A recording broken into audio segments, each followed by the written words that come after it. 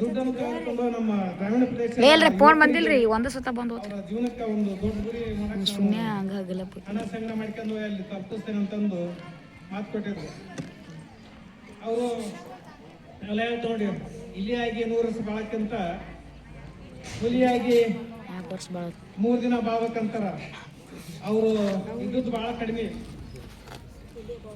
3 ವರ್ಷ ಭಾಳ ಮುಖ್ಯ. ಇದ್ದ ಅವಧಿಯಲ್ಲಿ ಎಷ್ಟು ಸಾಧನೆ ಮಾಡಿದ್ರು, ಎಂಥ ಸಂದೇಶ ಕೊಟ್ಟರು ಅನ್ನೋದು. ಅವ್ರು ಕೇವಲ 39 ವರ್ಷ ಇದ್ದದ್ದು ನಮ್ಮ ಭಾರತದಲ್ಲಿ ಜೀವಂತ ಇದ್ದದ್ದು. ಆ 39 ವರ್ಷದಾಗ ಯಾರು ಏನು ಸಾಧನೆ ಮಾಡೋಕ್ಕಾಗಲ್ಲ. ಸಾಧನೆ ಮಾಡಿದ್ರೆ ಚಿಕ್ಕ ವಯಸ್ಸಿನಾಗ ಇಡೀ ವಿಶ್ವಕ್ಕನ ಸಂದೇಶ ಕೊಟ್ಟರು. ಈಗಲೂ ನೋಡವರು ವಿಶ್ವದಲ್ಲಿ ಸ್ವಾಮಿ ವಿವೇಕಾನಂದ ಫಸ್ಟ್ ಬರೋದು ಭಾರತ ಯುವ ಸನ್ಯಾಸಿ ಅಂತಂದು. ಅವರು ಅಗ್ರಾಮರ. ಈಗ ಅವರು ಕೊಟ್ಟಂತ ಸಂದೇಶ ಈಗಲೂ ಯುವಕರಿಗೆ. ಅವರು ಹಿಂದೂನ ಭಾಳ ಹಿಂದೂ ರಾಷ್ಟ್ರ ಒಂದು ಪ್ರಸಿದ್ಧ ದೈವಿ ಭಕ್ತ. ಸುನಿಲ ಮಾಡುವ ಅಲ್ಲಿ ಯಾವುದೋ ಜಾತೀಯತೆ ಇದ್ದಲ್ಲ, ಭಾರತೀಯರಂದ್ರೆ ಒಂದ ಯುವಕರು. ಆ ನಿಟ್ಟಿನಲ್ಲಿ ಅವರು ಸಂದೇಶ ಕೊಟ್ಟದ್ದು ಈಗಲೂ ಮಾದರಿಯಾಗಿದೆ. ಮುಂದೂ ಅಗ್ರಾಮದಾಗಿ ಅವ್ರ ಸಂದೇಶ ನೀಡ್ತಾ ಇದ್ದಾರೆ. ಅದನ್ನು ಯುವಕರು ಅದು ಮಾದರಿ ಇಟ್ಕೋಬೇಕು. ನೀವು ಫಸ್ಟ್ ಸ್ವಾಮಿ ವಿವೇಕಾನಂದ ಗುರಿ ಮಾದರಿ ಇಟ್ಕೊಂಡು ನೀವು ವಿದ್ಯಾಭ್ಯಾಸ ಮಾಡಿದ್ರೆ ಎಲ್ಲರೂ ಸಾಧನೆ ಮಾಡೋಕ್ಕೆ ಸಾಧ್ಯ ಐತಿ. ಆಮೇಲೆ ನೀವು ಇನ್ನೊಂದು ನಮ್ಮ ಗ್ರಾಮೀಣ ಪ್ರದೇಶದಿಂದ ಬಂದಂಥ ವಿದ್ಯಾರ್ಥಿಗಳಿಗೆ ಏನಿರ್ತೈತಂದ್ರೆ, ನಾವು ಕನ್ನಡ ಮೀಡಿಯಂ ಶಾಲೆ ಸ್ಟೂಡೆಂಟು ನಮ್ಮ ಸಾಧನೆ ಮಾಡೋಕ್ಕಾಗಿಲ್ಲ, ಅಥವಾ ನಾವು ಬಡವ ಅಥವಾ ನಾವು ಹಿಂದೂದವ ಅಥವಾ ನಾವು ಗ್ರಾಮೀಣ ಪ್ರದೇಶ ಅಂತಂದು ಈ ಕೀಳರಿಮೆ ಬಿಡೋಕೆ ಮೊದಲು. ಈಗ ಎಷ್ಟೋ ಜನ ಕನ್ನಡ ಶಾಲೆಗೆ ನಿಮ್ಮಂಗೆ ಗೌರ್ಮೆಂಟ್ ಶಾಲೆ ಓದಿದವರು, ಕನ್ನಡ ಶಾಲೆ ಓದಿದವರು IAS KS ಆಗ್ತಾರೋ ದೊಡ್ಡ ದೊಡ್ಡ ಹುದ್ದೆಯಲ್ಲಿ ಇದಾರ. ಅಂದ್ರೆ ಅದೆಲ್ಲ ಸುಮ್ಮನೆ ಕಾರಣ. ಎಷ್ಟೋ ಜನ ಇಂಗ್ಲೀಷ್ ಮೀಡಿಯಂ LKG ಇಂದ ಇಂಗ್ಲೀಷ್ ಮೀಡಿಯಂ ಓದಿರ್ತಾರೆ. ಅವ್ರು ಸಾಕಷ್ಟು ಸವಲತ್ತು ಇರ್ತಾವೆ. ಅವ್ರ ಮುಂದೆ ಬಂದಿಲ್ಲ. ನಮ್ಮ ಕನ್ನಡ ಶಾಲೆಗೆ ಓದಿದ್ರು, ಅದು ವಿಶೇಷವಾಗಿ ಸರ್ಕಾರಿ ಶಾಲೆ ಓದಿದವರು ನಮ್ಮ ರಾಷ್ಟ್ರದಲ್ಲಿ ಸೇವೆ ಸಲ್ಲಿಸ್ತಾ ಇದ್ದಾರೆ. ಉದಾಹರಣೆ ಅಂದ್ರೆ ನಾನು ಇನ್ನೂ ನೀವು ಡಿಸ್ಟ್ರಿಕ್ಟ್ ಹೆಡ್ ಕ್ವಾರ್ಟರ್ಸ್ ನಗರ ಶಾಲೆ ಓದ್ತಾ ಇದ್ದೀರಿ. ನಾನು ಸಣ್ಣ ಕುಗ್ರಾಮಹಳ್ಳಿ ಸ್ಕೂಲ್ ಇರಲಿಲ್ಲ. 3 ಕಿಲೋಮೀಟರ್ ಬೇರೆ ಊರಿಗೆ ಹೋಗಿ SSLC ಅವರಿಗೆ ನಾವು ಬೇರೆ ಊರಿಗೆ ಟ್ರಾವೆಲಿಂಗ್ ಮಾಡಿ ಶಾಲೆ ಕಲ್ತಿದ್ದು. ಅದು ಕನ್ನಡ ಶಾಲೆ.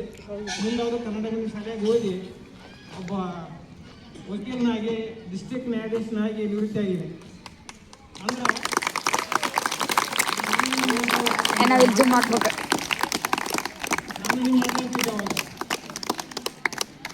ನಮ್ಮೊಮ್ಮೆ ನಾನು 9th ನೆನಪೈತೆ. ನಮ್ಮ ಪೂಜಾರ್ ಸರ್ ಅಂತ ಇಂಗ್ಲೀಷ್ ಟೀಚರ್ ಇದ್ರು. ಅವರೆಲ್ಲರನ್ನು ಕೇಳ್ಕೊಂತ ಬಂದರು, ನೀವು ಮುಂದೆ ಏನಾಗಬೇಕಂತ.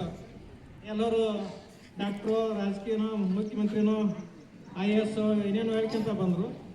ನನಗೆ ಟೀಚರ್ಸ್ ಬಗ್ಗೆ ಗೌರವ.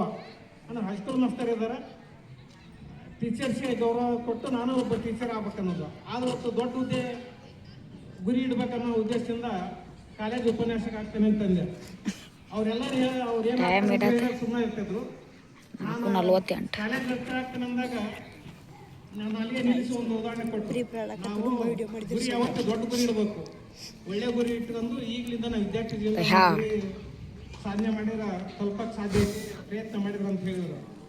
ಅವು ನಾನು ಸ್ವಲ್ಪ ಎಲ್ಲರೂ ಹೇಳಿ ಸುಮ್ಮನೆ ಇದ್ರು. ನನಗ್ಯಾಕೆ ಈ ರೀತಿ ಹೇಳಿದ್ರು ಅಂತ ನನಗೆ ಸ್ವಲ್ಪ ಡೌಟ್ ಬಂತು.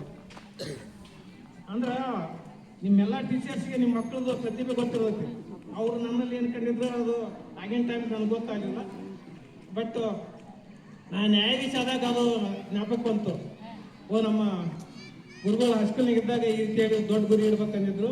ನಾ ದೊಡ್ಡ ಗುರಿ ಇರಲಿದ್ರು ಅವರೊಂದು ಮಾರ್ಗದರ್ಶನದ ಒಂದು ದೊಡ್ಡ ಹುದ್ದೆದಾಗ ತಲುಪಕ್ಕೆ ಸಾಧ್ಯ ಆಯ್ತು ಅನ್ನೋದು ಒಂದು ಈಗಲೂ ನಾವು ಸ್ಮರಿಸ್ತಾ ಇದ್ದೀವಿ. ಎಲ್ಲೇ ಹೋದರೂ ಆ ಟೀಚರ್ ನೀವು ಸ್ಮರಿಸ್ತಾ ಇದ್ದೀನಿ. ಹೀಗಾಗಿ ನೀವು ಬಿಟ್ಬಿಡೋದನ್ನ ಕೀಳ್ರಿಮೆ, ನಾ ಕನ್ನಡ ಮೀಡಿಯಮ್ ಅಥವಾ ಕನ್ನಡ ಶಾಲೆ ಅನ್ನೋದು ನಿಮ್ಮ ಟೀಚರ್ಸ್ ಏನು ಹೇಳ್ತಾರೆ ಅವತ್ತಿನ ನಾವು ಹೋಮ್ವರ್ಕ್ ಅವತ್ತ ಮಾಡಿ ಹಾರ್ಡ್ ವರ್ಕ್ ಮಾಡಿದ್ರೆ ಪರಿಶ್ರಮ ಪಟ್ಟು ಸಾಧ್ಯ ಐತಿ. ಆಮೇಲೆ ಒಳ್ಳೆಯ ಸಂಘ ಮಾಡಬೇಕು. ಎಲ್ಲ ಶಾಲೆಗೆ ಇರ್ತಾರೆ, ಕೆಲವೊಬ್ರು ಇದು ಸಂಭಾವಿತರು ಇರ್ತಾರೆ, ಕೆಲವೊಬ್ರು ಉಡಾಗಿರಿ ಮಾಡ್ತಿರ್ತಾರೆ, ಹಿಂದೆ ಬೆಂಚ್ ಕುಂತ ಒಂದು ಟೀಚರ್ ಹೇಳ್ತಿರ್ತಾರೆ, ಗಮನ ಕೊಡ್ತಾರಂಗಿಲ್ಲ. ಅದನ್ನೆಲ್ಲ ಮಾಡಿದವರು ಮುಂದೆ ಬಂದಿಲ್ಲ. ಎಷ್ಟೋ ನಾವು ನೋಡೇವಿ, ನಮ್ಮ ಜೊತೆ ನಮ್ಮ ಕ್ಲಾಸ್ಮೇಟ್ ಇದ್ದವರು ಅವಾಗೇನು ಟೀಚರ್ಸ್ಗೆ ಎದುರು ಮಾತಾಡೋದು, ಅವ್ರಿಗೆ ಚುಡಾಯಿಸೋದು, ಅವರಿಗೆ ಗೌರವ ಕೊಡ್ತದಲ್ಲ, ಅವ್ರು ಈಗಲೂ ಅಲ್ಲೇ ಹಿಂದೆ ಉಳಿದಾರ, ಅಲ್ಲೇ ಕಮ್ತ ಮಾಡಿಕಂತ ಅಥವಾ ಬೇರೆ ಬೇರೆ ಕೆಲಸ ಉಳಿದಾರ. ಯಾರು ಗೌರವ ಕೊಡ್ತಿದ್ರು ಟೀಚರ್ಗೆ, ಟೀಚರ್ ಹೇಳಿದ್ದು ಪಾಲನೆ ಮಾಡ್ತಿದ್ರು, ಅವರೆಲ್ಲ ಒಳ್ಳೆ ಕೆಲಸ ಮಾಡ್ತಾ ಇದ್ದಾರೆ. ಹೀಗಾಗಿ ವಿವೇಕಾನಂದರು ಒಂದು ಗುರಿ ನಾವೆಲ್ಲ ವಿದ್ಯಾರ್ಥಿಗಳು ಈಗಲಿಂದ ಇಟ್ಕೊಂಡು ನಿಟ್ಟಿನಲ್ಲಿ ಪ್ರಯತ್ನ ಮಾಡಿದ್ರೆ ಹಾಗೆ ಆಕೈತಿ. ಇದೆಲ್ಲ ಕುಂಟ್ ನೆಪ, ನಾವು ಬಡವರು ಅಥವಾ ನಾವು ಕನ್ನಡ ಮೀಡಿಯಂ ಅನ್ನೋದೆಲ್ಲ ಕುಂಟ್ ನೆಪ.